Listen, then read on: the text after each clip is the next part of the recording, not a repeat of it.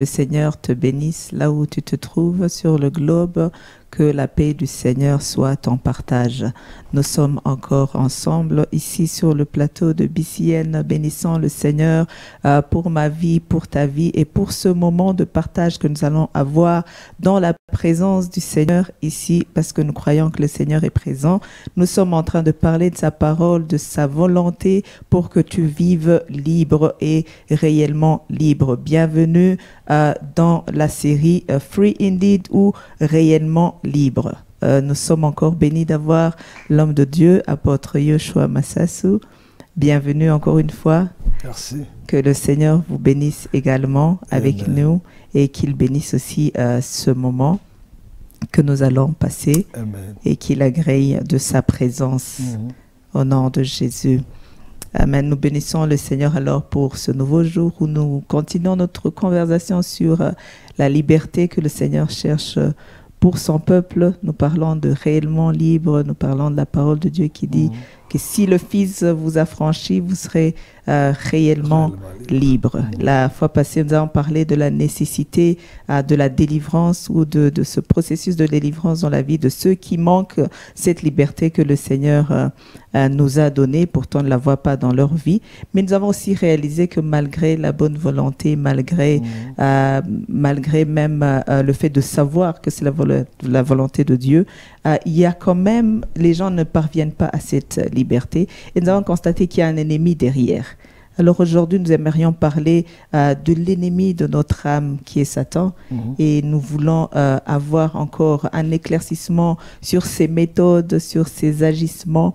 Mais d'abord, pour commencer, est-ce que vous pouvez nous aider à comprendre, parce qu'il y a des gens qui se disent que c'est peut-être un mythe, le diable c'est un mythe, ou Satan c'est un mythe. Nous parler encore de la réalité de notre ennemi dans nos vies. Est-ce qu'il est réel? Il est venu d'où?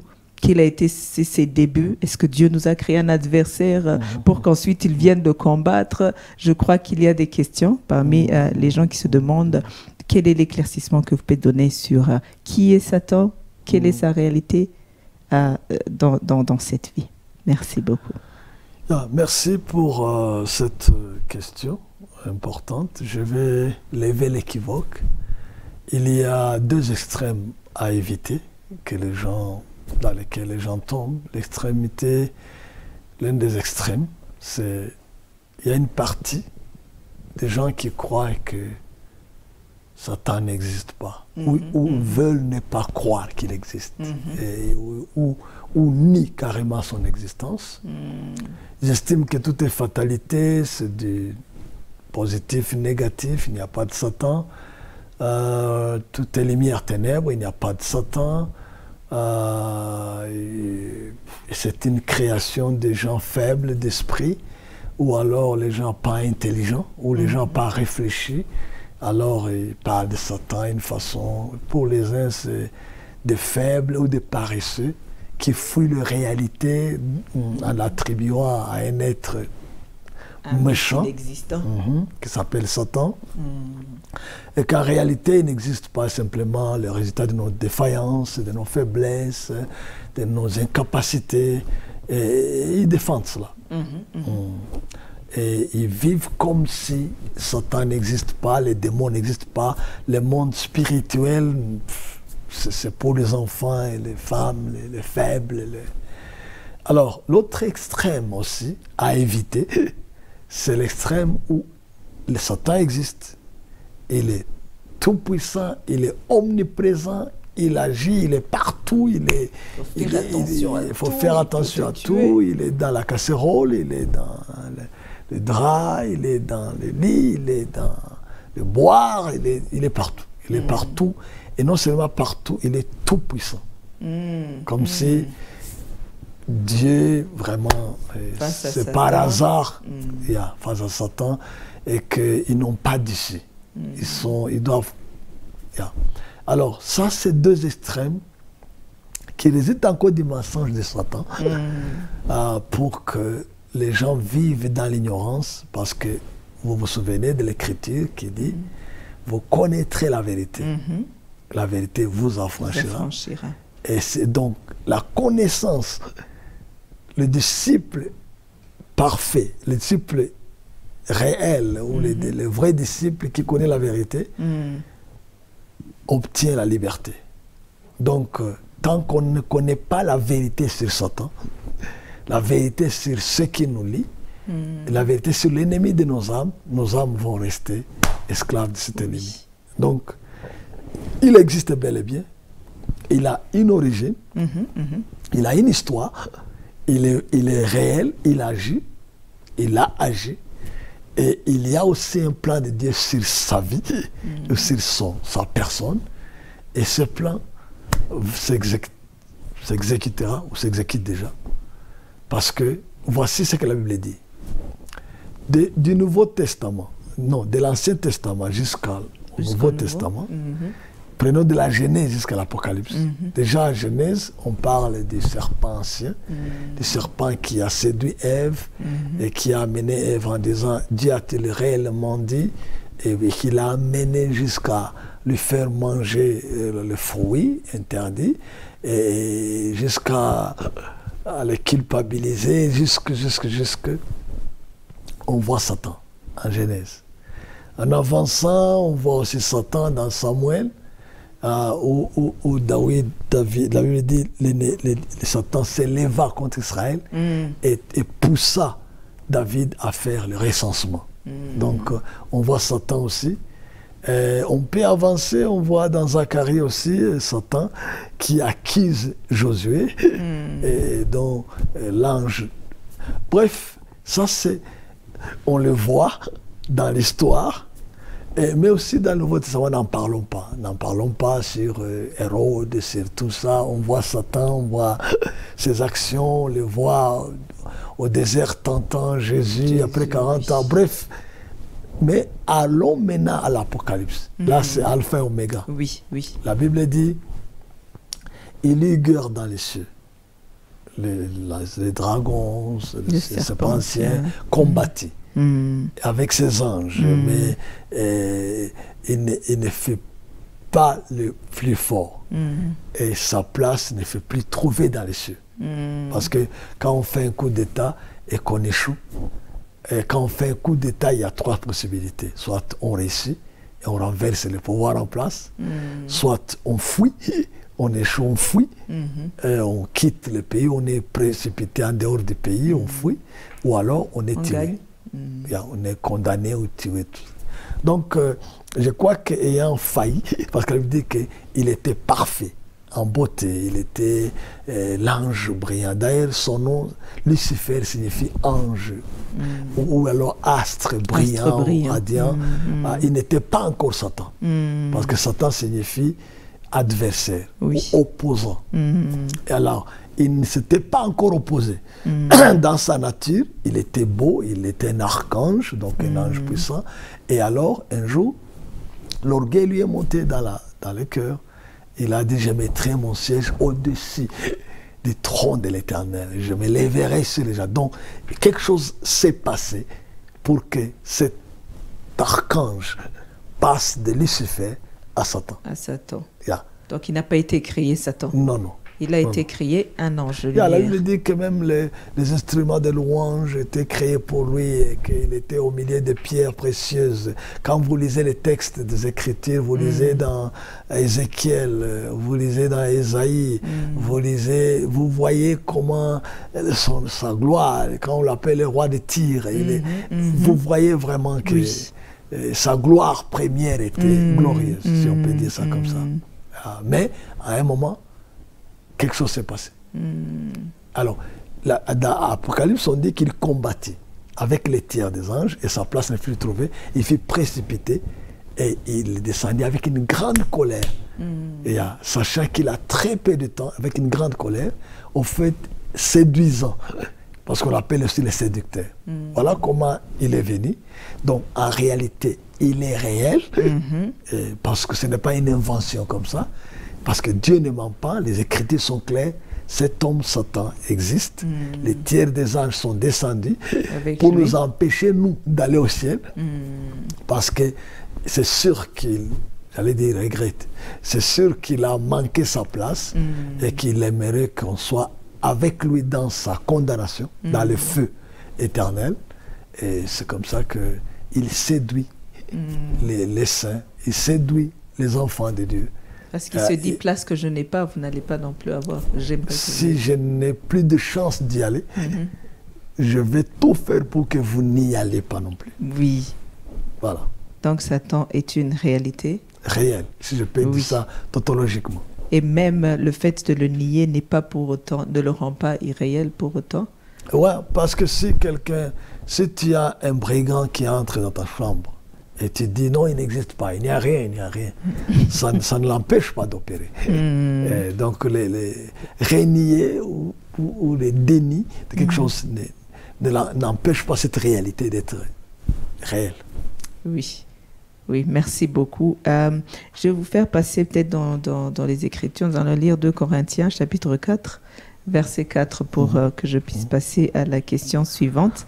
La Bible dit que pour les incrédules, dont le Dieu de ce siècle a aveuglé l'intelligence, afin qu'ils ne viennent pas briller la splendeur de l'évangile de la gloire de Christ, qui est l'image de Dieu. Cette portion de l'Écriture me montre que, en fait, les incrédules, il y a une raison derrière leur incrédulité. Et il est clair que l'objectif de l'ennemi est que la splendeur de l'évangile, de la gloire de Christ ne parvienne pas. Ou bref, que la volonté de Dieu, que nous ne vivions pas cette liberté dont nous sommes en train de parler. Nous parlons que Dieu dit, le Fils vous a franchi pour que vous soyez réellement libres. Mais d'autre part, il y a quelqu'un d'autre qui s'est levé pour que cette splendeur de l'évangile, cette splendeur de la parole de Dieu dont nous parlons, cette parole qui est lampe à nos pieds, lumière sur le sentier, ne puisse pas nous parvenir, pour que nous ne puissions pas voir la réalité même de cette parole. Mais on se demanderait aussi comment est-ce qu'il y parvient. Parce que nous sommes sous l'autorité de Dieu. La Bible dit que nous sommes cachés en Christ et Christ en Dieu. Mais quand même, cet ennemi parvient à nous. Ça veut dire qu'il y a une certaine voie que peut-être nous donnons ou nous lui donnons accès. Comment est-ce qu'il parvient à nous toucher? Quelles sont ses méthodes? Quelles sont ses stratégies? Il doit avoir des stratégies qui lui fait parvenir à nous convaincre de le suivre, à nous convaincre de lui donner accès. Comment est-ce qu'il agit? Quelles sont ses méthodes? Quelles sont ses stratégies que vous pouvez peut-être partager à ceux qui nous suivent pour qu'ils puissent encore une fois regarder autour d'eux ou dans leur vie? Je crois qu'il y a quelques adages que je peux citer. Un adage qui dit on ne peut pas empêcher l'oiseau de voler sur notre tête, mais on peut l'empêcher de bâtir son nid sur notre tête. Donc, il y a une dimension. Et une autre petite histoire, on parle du cancrélat qui était dans la bouteille, et puis la poule qui est dehors et qui approche, et puis tout ça, et finalement le cancrélat peut bouger suffisamment, peut-être même assorti de la bouteille pour être dévoré, si on peut dire comme ça. Mais en même temps aussi, quelque part, il y a l'ennemi ne peut pas opérer en nous ceux qui sont dans le Seigneur si on ne lui donne pas l'occasion, si on ne lui offre pas l'occasion.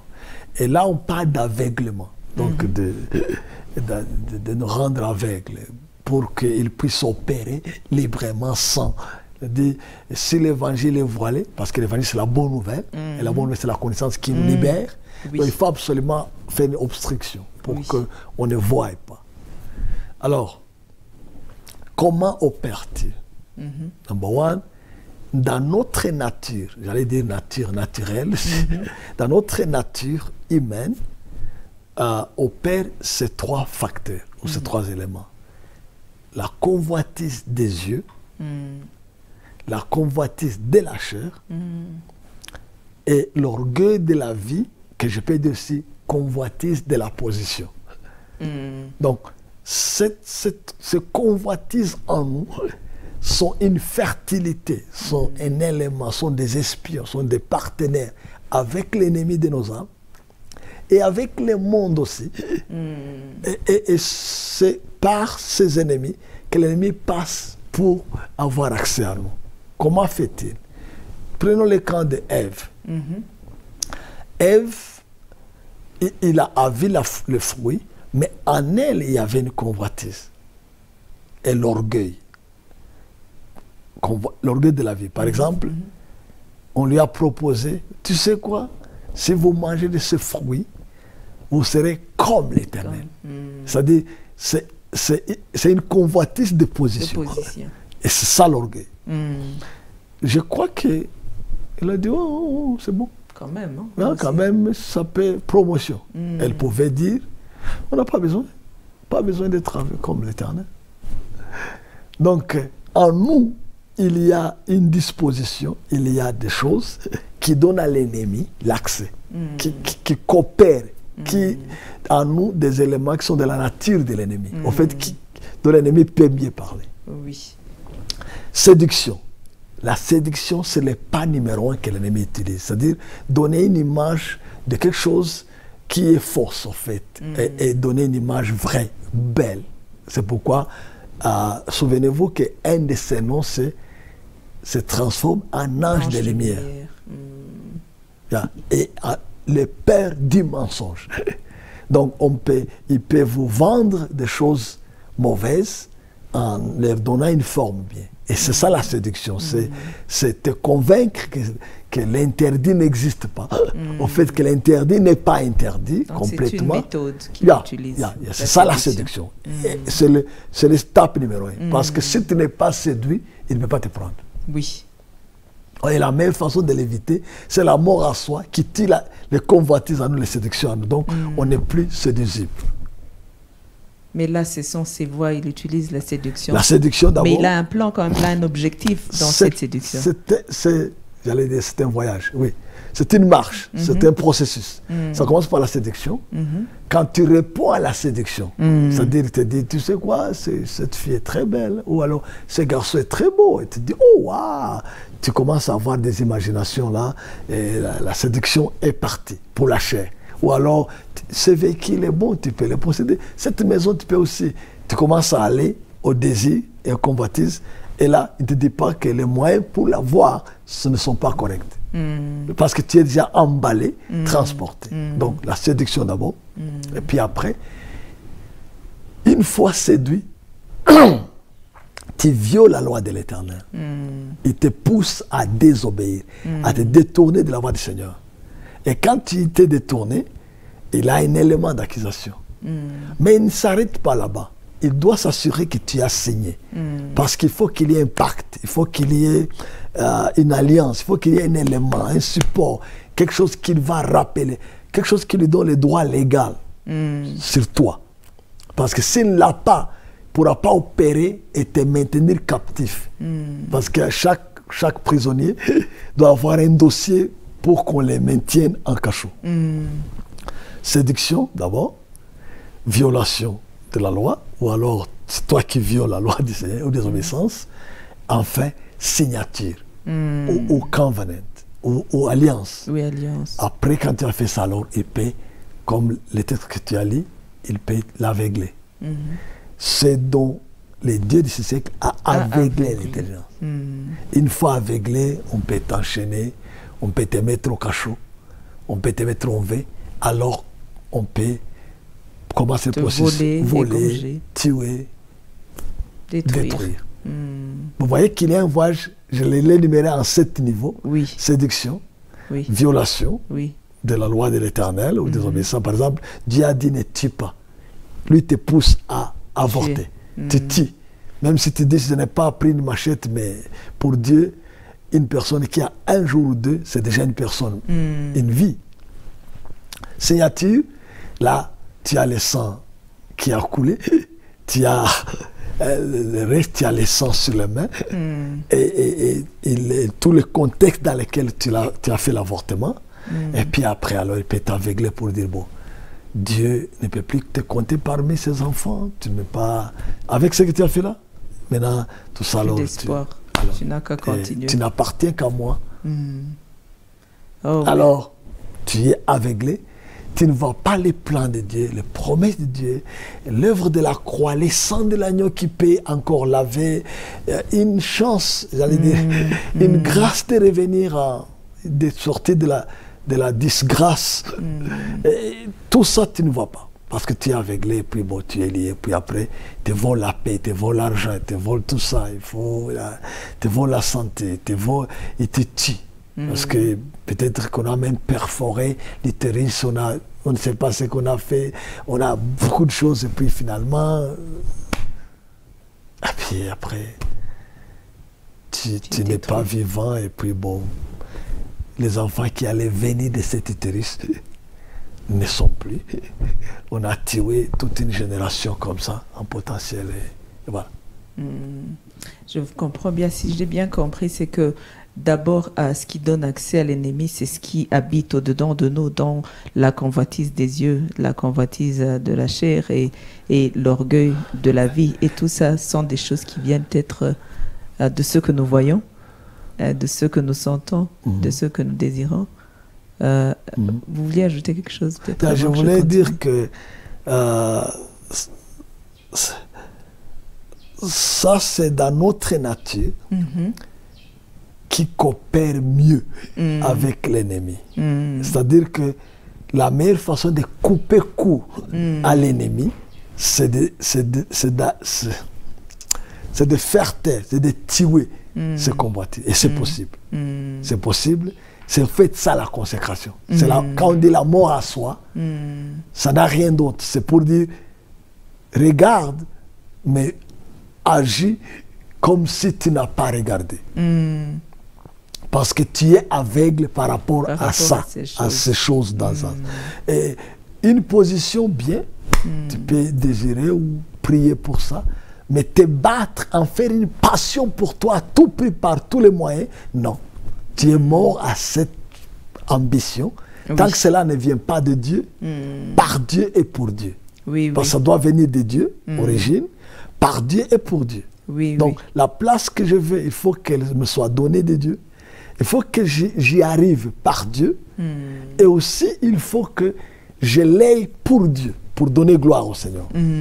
Alors, ces éléments-là vont t'aider à rester focus, comme on dit, à rester concentré sur l'essentiel, au lieu de te laisser amener par l'ennemi. Parce que l'ennemi ne peut pas séduire celui qui est inséduit, qui ne peut pas être séduit. Qui ne peut pas être séduit, mais quand même, il a toujours des yeux pour regarder. C'est ce que j'allais dire, que justement, je crois que c'est un peu répondu même à ma question. Il y a des gens qui se disent on ne peut pas marcher sans voir, par exemple. On ne peut pas ne pas désirer une jolie voiture, on ne peut pas ne pas constater que cette fille est jolie, ce garçon est beau. On ne peut pas ne pas aspirer à de meilleures positions, parce que c'est en nous, l'homme aspire toujours au meilleur et se dit je vais travailler pour avoir cette position, se dit je vais m'habiller pour devenir belle, ou bien j'ai besoin, on a besoin de certaines choses pour parvenir à certaines fins. Mais maintenant, comment savoir la barrière à ne pas dépasser? Comment savoir que mon ambition est passée d'étape à être une ambition pour devenir maintenant l'orgueil de la vie, par exemple? Comment savoir que ce que je vois, que mon admiration, par exemple, commence à être l'orgueil ou bien la convoitise des yeux? Comment séparer maintenant ce qui est naturel et pas dangereux et de ce qui peut potentiellement le devenir? Je crois que, je l'ai dit en quelques mots, désirer une bonne position, il n'y a pas de mal en ça. Mais quelle voie vas-tu utiliser pour arriver à ça?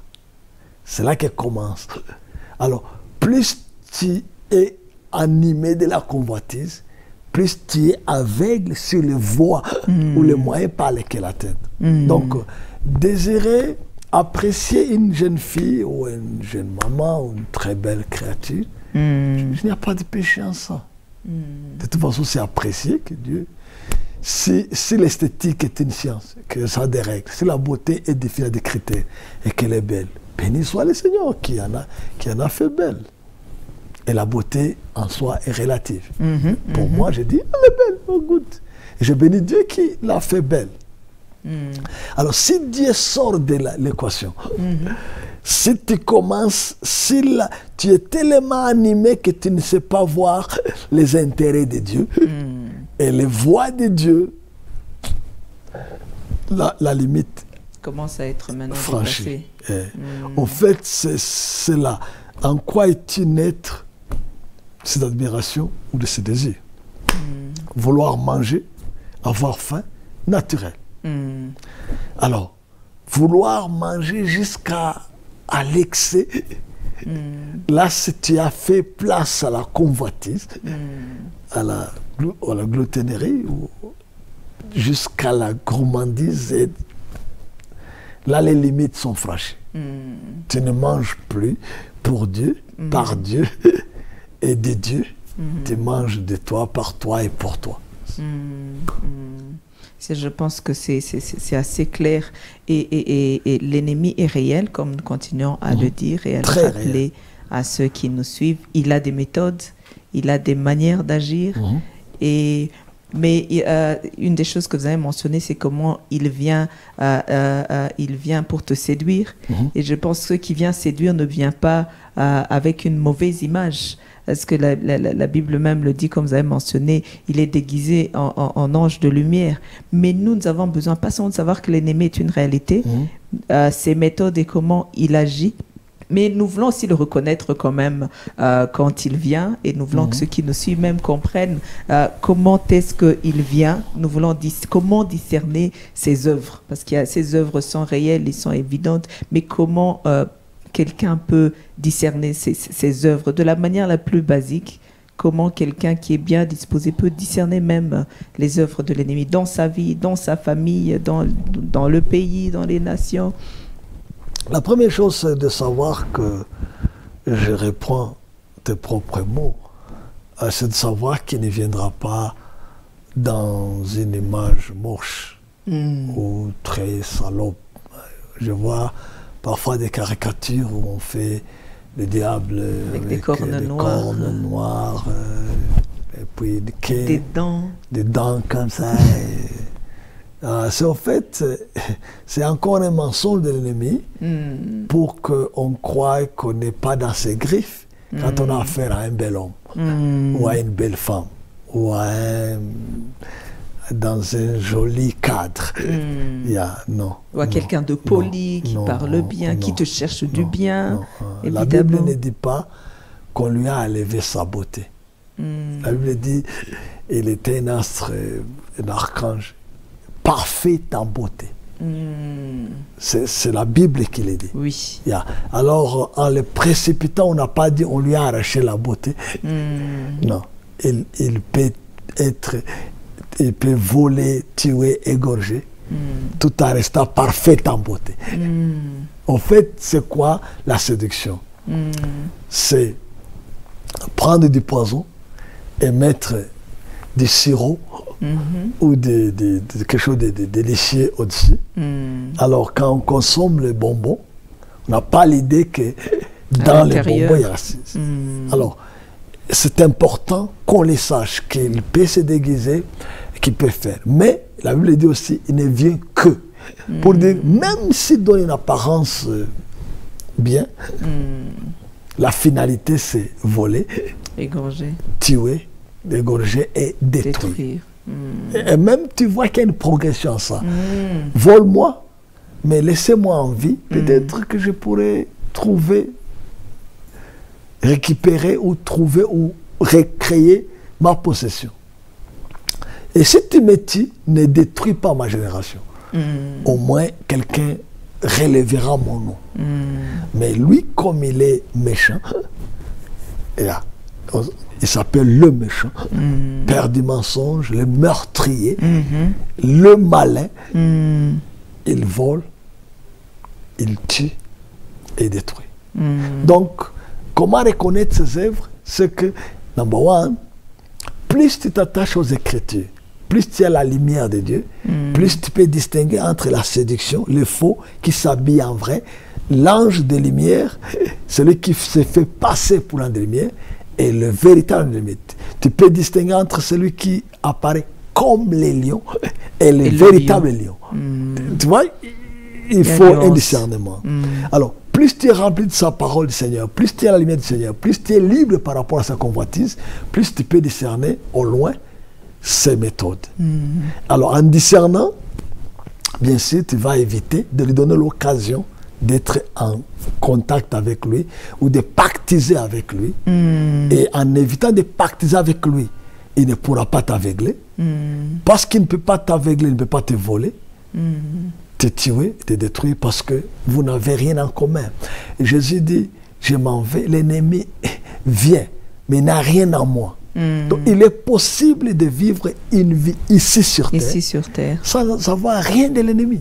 Oui. C'est possible. C'est possible. C'est possible d'être ici sur terre. Le monde étant sous la puissance de l'ennemi, tu es comme une ambassade ici, sans que l'ennemi ait à te toucher. Ou que, parce qu'il sait que tu sais, qu'il sait que tu sais qu'il n'y a rien de commun. Et quand il commence ces manipulations, tu dis, ennemi, je te connais. Ou alors, s'il fait ça, il t'effraie, tu en ris, parce que tu sais de quel côté tu es et quelles sont les ressources du camp dans lequel tu es. Et puis, bon, tu as les yeux ouverts, quoi. Amen, amen. Merci beaucoup. Et pendant que nous allons vers la fin, c'est que même si nous parlons de l'ennemi, même si nous parlons de ses méthodes, nous voulons que les gens sachent, mais surtout, comme il y a l'autre extrême de ne pas savoir qu'il existe, mais aussi ou nier son existence. Oui, nier son existence. Et l'autre extrême que vous avez dit aussi qui est mauvaise, c'est de vivre dans la peur de l'ennemi. Je voulais que vous puissiez aussi encourager ceux qui voient peut-être des signes, des œuvres de l'ennemi dans leur vie, et qui ça crée peut-être une incrédulité en eux ou même autour d'eux. Mais la Bible, si je reviens encore à ce passage qui dit que pour les incrédules, dont le Dieu de ce monde a aveuglé l'intelligence, comme vous avez parlé de comment donner accès à l'intérieur de nous par la convoitise et même l'orgueil, donc la convoitise des deux, des yeux, de la chair et l'orgueil de la vie. Mais vous avez parlé de tuer ça ou bien du moyen d'en sortir et de ne pas lui donner accès, c'est d'accepter de mourir à ces choses. Ça m'a rappelé le verset qui dit dans Romains 12 qui dit soyez transformés, donc offrir vos corps comme des sacrifices et soyez transformés par le renouvellement de l'intelligence. Donc cette intelligence renouvelée est différente de cette intelligence aveuglée. Comment est-ce que vous pouvez aider quelqu'un là, en même temps de reconnaître, mais aussi de ne pas être à l'extrême d'avoir la peur? Number one, il faut savoir que même si l'ennemi est puissant, c'est par rapport à nous. Même s'il a la grande puissance, c'est par rapport à nous. Mais quand l'élément Jésus entre en jeu, Amen. Quand l'élément, le Seigneur entre en jeu, quand l'œuvre de la croix entre en jeu, Amen. Quand la résurrection entre en jeu, automatiquement les données changent. Alors, connaître l'ennemi, c'est bien, connaître ses méthodes, même discerner ses œuvres, les chaînes, ou alors voir, mais avoir en vue que celui qui est tout puissant, c'est l'Éternel. Jésus a vaincu. Et il est notre victoire. Il a payé le prix de notre victoire. Amen. Il est venu détruire les œuvres des ténèbres. C'est important. Même si l'ennemi vient à des œuvres qu'il a bâties en toi, au cas où tu innocemment ou par ignorance, tu t'es pactisé, tu t'es engagé avec lui, je vais t'annoncer que ces œuvres-là, la destruction de ces œuvres, c'est pour ça que Christ est venu. Amen. Il est venu détruire les œuvres de l'ennemi. Il est venu annihiler. Il est venu achever. Il est venu terminer. Il est venu exterminer. Il est venu déraciner. Il est venu effacer complètement. Amen. Alors, parce qu'il est venu et que tu es dans son camp, et que tu as le pouvoir de renoncer. Et ça, c'est important. Parce qu'à la fin, Je dis que l'ennemi ne peut pas opérer correctement quand tu n'as pas signé. Qu'est-ce qui t'a poussé à signer? C'est la violation. La violation est venue de quoi? La séduction. Donc tu peux dire, non seulement je renonce à ça, mais je m'engage à être la propriété privée du Seigneur, à ne jamais donner l'accès à l'ennemi. Et je crois que ceux qui se retrouvent sous les liens de l'ennemi doivent discerner, et béni soit le Seigneur, Dieu donne la lumière, savoir exactement où tu as pactisé avec l'ennemi. Qu'est-ce qui donne droit légal à l'ennemi? Quel droit l'ennemi a sur toi? Quelle est la porte que tu as ouverte? Quel est le contrat? Quel engagement? Bien sûr, lui a fait le travail de séduction, il t'a amené à la désobéissance, mais quelque part, tu as signé. Oui. Et cette signature qu'il faut, j'allais dire, abroger ou annuler pour confesser. Donc, n'ayez pas peur, parce que la peur est une méthode de l'ennemi, et c'est un élément de l'ennemi, une des grandes armes de l'ennemi. Alors, ayez la foi au lieu de la peur. Et surtout, va dans les Écritures et voir comment il est fait. Cherche quelqu'un, tiens-toi et renonce. Dites, ça j'ai fait, j'ai donné accès à l'ennemi, mais aujourd'hui, par la puissance du sang de l'agneau, je me libère de ça, et voici ce que je vais voir dans ma vie. C'est encore possible. C'est encore possible de sortir des griffes de l'ennemi. Amen, amen, merci beaucoup. Il est possible de sortir des griffes de l'ennemi. Je crois que c'est pour ça que nous attirons l'attention à connaître aussi qu'il existe, à savoir qui il est, à connaître ses méthodes d'opération, mais aussi même à te dire, là, il y a ceux à qui il dit tu n'as plus de chance, se rappeler qu'il est le père du mensonge, se rappeler qu'il est le meurtrier, il a beaucoup de noms, connaître ces noms parce qu'ils décrivent quelque part sa façon d'agir. Ils décrivent ses méthodes, le serpent ancien. Le serpent ancien, il agit comme, il rôde comme les lions, rugissant, cherchant qui dévorait. Il est l'ennemi. Il est l'ennemi, il est le malin. Oui. Et il apparaît comme un ange de lumière. Donc ça. Oui. Il se déguise en fait. Il n'est pas l'ange de lumière, mais il peut se déguiser et te faire croire qu'il est quand il viendra vers toi. Ce n'est pas dans une forme qui fait peur, mais en réalité, il va essayer de te faire croire que c'est à lui que tu dois faire confiance. Donc, il est important vraiment de connaître que notre ennemi est réel et qu'il a accès en toi quand tu lui donnes accès, surtout. Oui, surtout en tant qu'enfant de Dieu, il n'a pas accès à toi que tu ne lui as pas donné. Donc, chercher à mourir sur soi aussi, c'est quelque chose que nous pouvons prendre comme quelque chose que nous avons obtenu aussi de cette conversation.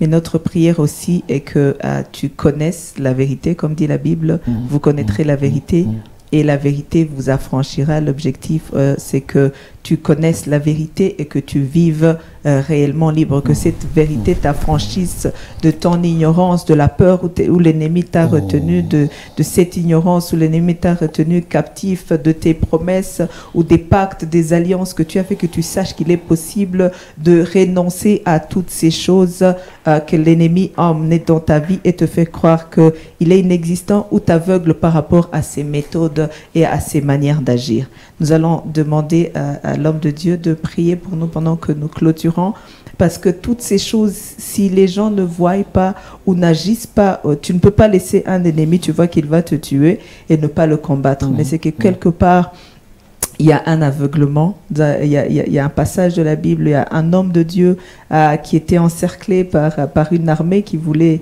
lui arracher la vie, et il a prié pour son serviteur. Il a dit, Seigneur, que tu lui ouvres les yeux, qu'il voit que... Parce qu'il lui avait dit, ceux qui nous entourent, comme vous êtes en train de dire aux gens qu'il y a la croix, il y a le sang de Jésus, il y a les promesses que nous avons, il y a la parole de Dieu, il y a tout ce que le Seigneur nous dit pour que nous vivons libres. Mais quand même, les gens sont liés. C'est comme Géasi, à qui on disait, ceux qui nous entourent, ceux qui nous gardent, sont plus nombreux que ceux qui sont venus nous combattre contre nous. Et il a prié, Seigneur, ouvre-leur les yeux. Nous allons vous demander de prier pour ceux qui vont nous suivre, qui nous suivent, de dire, Seigneur, ouvre-leur les yeux afin que les gens connaissent cette vérité sur l'ennemi et puissent le combattre. Merci beaucoup. Prions. Seigneur, merci pour ta fidélité. Nous prions pour quiconque suit cette émission, que ses yeux s'ouvrent, que son intelligence soit renouvelée. Amen. Et qu'il voie clairement ce qui a donné accès, ce qui a donné droit légal à l'ennemi. Et pour ceux qui ne sont pas sous les chaînes, ouvre les yeux, qu'ils voient l'ennemi venir, qu'ils discernent avant même que l'ennemi ne fasse un pas, afin que ton peuple vive libre, réellement libre. Amen. Et même séparé de l'ennemi, gardé contre l'ennemi. Merci pour ta fidélité. Toi, tu as promis, tu nous garderas du malin. Merci, car les siens sont gardés du malin, dans leur une vie de consécration, qui les tue par rapport aux convoitises. Amen. Et ferme la porte à l'ennemi. Tire gloire au Dieu, au nom de Jésus-Christ. Amen. Amen, amen, amen. Que le Seigneur vous bénisse et que vous marchez réellement libre, parce que c'est ça sa volonté. Si le Fils vous a franchi, vous serez réellement libre. Que le Seigneur vous bénisse et à la prochaine.